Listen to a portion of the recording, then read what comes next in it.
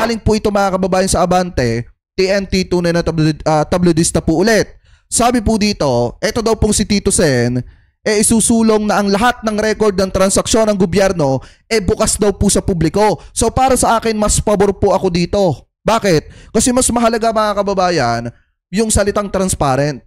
Dapat ang gobyerno talaga maging transparent mga kababayan sa taong bayan. Kasi pera ng mamamayang Pilipino yung pinag-uusapan po dyan. Especially kapag meron na pong transparent, may hirapan ng mangurakot, etong si Vice President Sara Duterte di umano. So ngayon, sabi po dito, basahin po natin yung nilalaman. Yan. Naghain si Senator Minority Leader Vicente Tito Soto III ng panukalang naglalayong magpatupad ng publisiya para sa ganap na pagbubunyag sa publiko ng mga record at transaksyon ng gobyerno na may kinalaman sa pampublikong interes. Layunin ng People Freedom of Information Act of 2025 ni Soto na kilalanin ang karapatan sa impormasyon sa mga bagay na may kinalaman ng gobyerno, na may kinalaman ng publiko. Transparency is the cornerstone of good governance to foster accountability, trust, and citizen participation. Our government shall provide ready and complete access to kay information to the discerning public, sabi ni Soto sa isang statement nitong linggo. So ngayon, kung kayo tatanungin, pabor ba kayo sa dito mga kababayan sa panukalang batas ni Tito Sen na People's Freedom of Information Act of 2025 mga kababayan, na kung saan naglalayon na dapat masilip ninyo or makita ninyo yung mga transaksyon na may kinalaman po ang publiko. Halimbawa, kung ang pinag-uusapan ay pera ng taong bayan, dapat makita ng taong bayan kung saan ginagastos, kung saan napupunta, at kung kanino ginagamit mga kababayan. So para sa akin, kung ako ang tatanungin, maganda etong panukalang batas na ito ni Tito Sen. Bakit? Dahil magkakaroon tayo ng kaalaman at idea kung saan napupunta ang pera ng mamamayang Pilipino. Ano po ngayon sabi pa dito? Basahin pa natin. Sa ilalim ng panukala, inatasan ang pagbubunyag sa tiyak na impormasyon, partikular ang taunang Statement of Asset, Liabilities, and Network or SALN ng mga sumusunod ng public servant, President, Vice Presidente, mga gabinete, miyembro ng Kongreso, hurado ng Korte Suprema, kasapi ng Constitutional Commission at iba pang constitutional offices at mga opisyal ng Armed Forces na may general o flag ranking mga kababayan. Biruin nyo ha. So lahat tatamaan po dito. Lahat pwede nating silipin yung kanilang mga salin, yung kanilang mga asset mga kababayan. Kung yan ba ay lumalobo, kung nagpapayaman ba si Vice Presidente, si Senator o Congressman at yung iba pa na nasa gobyerno. 'Di ba makikita natin kung talagang kung sino talaga yung corrupt dito. Kaya tama lang itong panukalang batas na ito ni Tito Sen. So sabi pa dito, basahin pa natin. Inaatasan din ang lahat ng ahensya ng gobyerno na i-upload sa kanilang mga website ang tunay na mga impormasyon kabilang ang monthly update, register of transaction, mga dokumento at record ng mga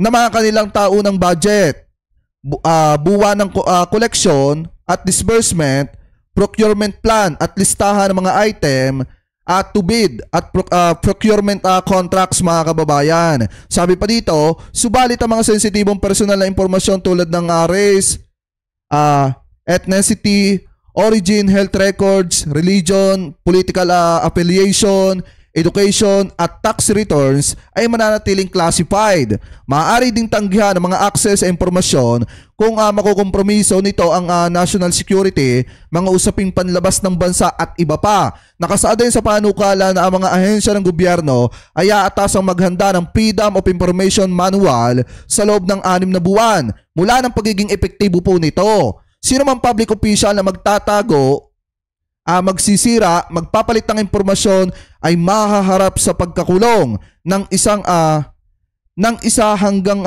buwan at multa ng isang buwan. Tama ba? Ng 1 hanggang buwan at magmumulta ng 10,000 hanggang 100,000.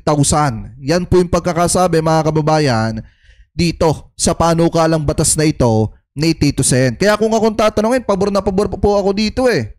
Kasi unang-una, masisilip natin, makikita natin kung sino ba yung mga politiko na kaya lang nagpolitiko, kaya lang tumakbo, dahil para magpayaman, ano po dito po sa ating bansa, para kumamal ng milyon-milyong halaga ng pera galing po sa mga kababayang Pilipino po natin. So tama lang para sa akin, etong panukalang batas na ito ni Tito Sen, kasi dito natin makikita kung sino talaga yung corrupt na politician. So ngayon mga kababayan, tuloy na po natin etong usapin natin na ito dito pa sa last topic natin na nakita dito sa huling balita na nakita po natin na kung saan mga kababayan, ito daw pong si Chis Escudero ay nagbabala daw po kay Tito Sen na kung saan maghinay-hinay lamang daw po mga kababayan sa pag-backing sa impeachment, ano po, tsaka daw po dito sa sinasabing charter change or etong Chacha Economic Provision.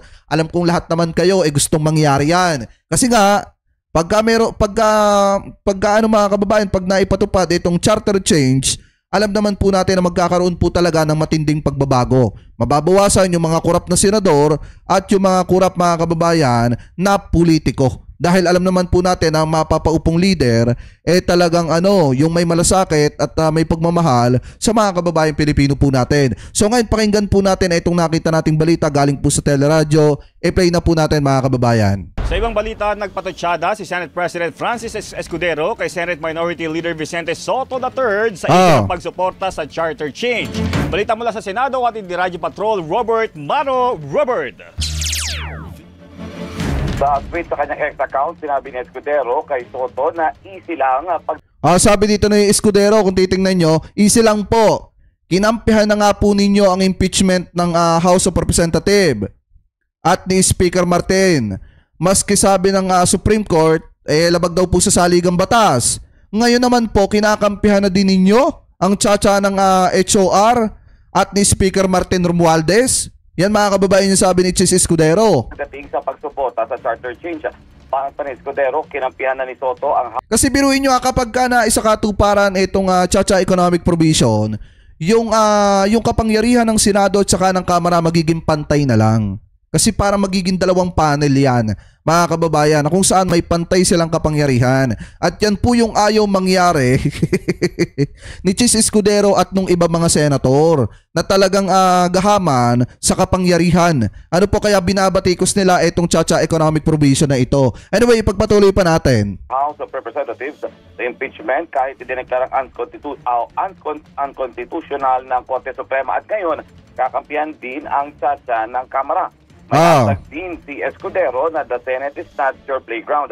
Sagot naman ni Soto, ang kanyang sinabi ay kung hindi magbabago ang desisyon ng Korte Suprema at tapos na inamiyandahan. Kasi biruin nyo dahil doon sa naging desisyon ng Korte Suprema sa impeachment ni Vice President Sara Duterte, para na rin po nilang binago yung sinasabi ng saligang batas. Ngayon mga kababayan, kung hindi nga naman magbabago yan, ayon po kay Tito Sen, mas magandang isulong na lamang po itong Chacha Economic Provision. Para na sa ganun mga kababayan, maamyandahan ang konstitusyon, ang saligang batas. Diba? Kasi kung titingnan ninyo, masyadong naaabuso ngayon yung saligang batas mga kababayan ng ibang mga tao na may personal interest or may interest or may sariling interest na isinusulong. Katulad na lamang mga kababayan dito sa issue ng impeachment ni Sara Duterte, biglang nabago yung sinasabi ng konstitusyon. Yung forthwith, hindi na sinusunod ngayon. Kaya kung titingnan ninyo, dapat po talaga maamyendahan ang saligang batas. Tama yung sinasabi ni Tito Sen.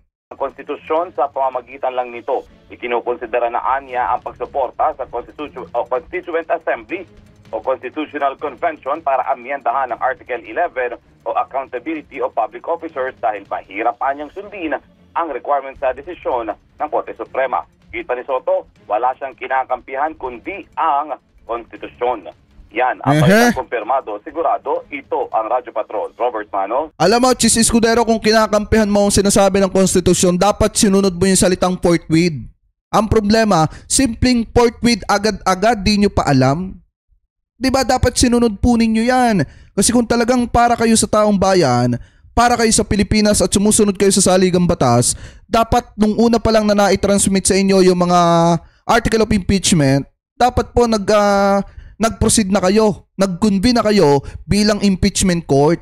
At dapat nilitis nyo na agad-agad etong si Sara Duterte. Ang problema, yung fourth week naging 4 days, 4 weeks, 4 months, at naging binahaw na hanggang sa maitago na yung impeachment ng walang hugutan. Kaya nga para sa akin mga kababayan, in my personal opinion, kung meron mang hindi sumusunod dito sa sinasabi ng saligang batas at kahilingan ng mamamayang Pilipino, walang iba yon kung hindi si Chis Escudero. Kasi ang tingin ng taong bayan ngayon, sinadya yung i-delay yung impeachment ni Sara Duterte para ibasura. Yan yung pagkakamali ninyo. Masyado ninyong binubola at inuuto ang sambayan ng Pilipino. Ginawa ninyong mangmang ang taong bayan. Kaya ngayon, hindi ko masisisi ang mamamayang Pilipino kung bakit nanggagalaiti sa inyo ang sambayan ng Pilipino. Kung bakit pagdating ng 2028, malabo ka ng manalo, Senate President Chis Escudero. Tingnan lang natin pagdating ng 2028 kung tatangkilikin ka pa ng mga kababayang Pilipino po natin. 'Di ba? Ang nangyari dito sa glip na forthwith to convene yung mga senador mag-convene bilang impeachment court. Ang nangyari dito, forthwith, ginawa nilang agad-agad yung pagtago sa impeachment ni Vice President Sara Duterte. So ngayon, maliwanag sa mamamayang Pilipino kung sino ang kinakampihan ninyo sa issue pong ito. Ano po mga kababayan? So anyway, kayo po, ano po ang komento ninyo hingil po dito sa mga topic na ito na tinalakay po natin? Ano po ang masasabi ninyo mga kababayan hingil po dito sa naging babala at paalala ni Senate President Chis Escudero sa pagkampi daw ni Tito Sen sa Kamara dahil daw po sa issue ng impeachment ni Sara Duterte at pagkampi ni Tito Sen sa Chacha Economic Provision or etong charter change mga kababayan. So comment below na lamang po.